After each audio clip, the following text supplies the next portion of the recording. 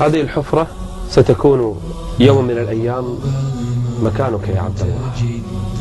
إنها بيتك، قصرك الذي تسكن فيه سيكون هذه الحفرة.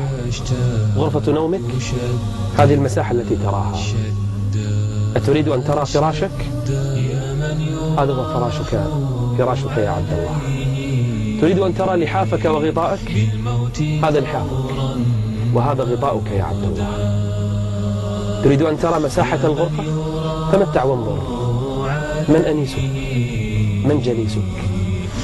فارقت موضع مرقدي يوما ففارقني السكون. القبر أول ليلة، بالله قل لي ما يكون.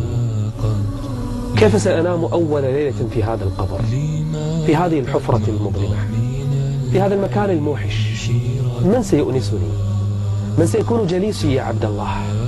إن كان عملك صالحا سيأتيك جليس صالح في مثل هذا المكان يؤنسك، يجالسك. وجه حسن يجيء بالخير، عمرتك، حجك، قراءتك للقرآن، صلاتك، صدقتك، برك للوالدين يؤنسك هنا في هذه الحفرة.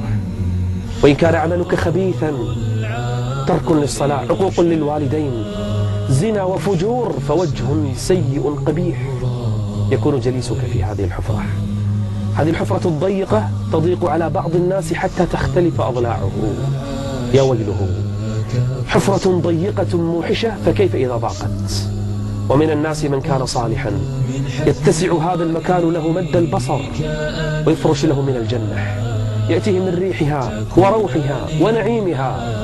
ومنهم والعياذ بالله من يوضع في هذه الحفرة فيأتيه ملك بصخرة يضرب بها رأسه، يفجر رأسه، ثم يعود فيضربه مرة أخرى.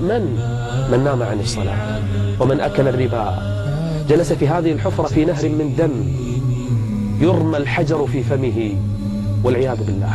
منهم من يكون له القبر حفرة من النار لأنه كان يأتي الزنا وأجلكم الله. هذا القبر إما روضة من رياض الجنة وإما حفرة من حفر النيران.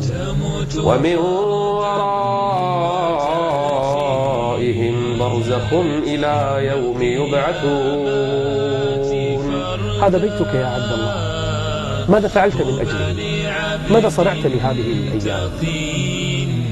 هل من الآن الواحد منا استعد يؤثث هذه الغرفة في العمل الصالح، بالدعاء، بالصدقات، بالذكر، أم أنه والعياذ بالله ضيع أيامه ولياليه؟ فكر يا عبد الله، مصيرنا هنا في هذه الحفرة المظلمة، في هذه الحفرة الضيقة.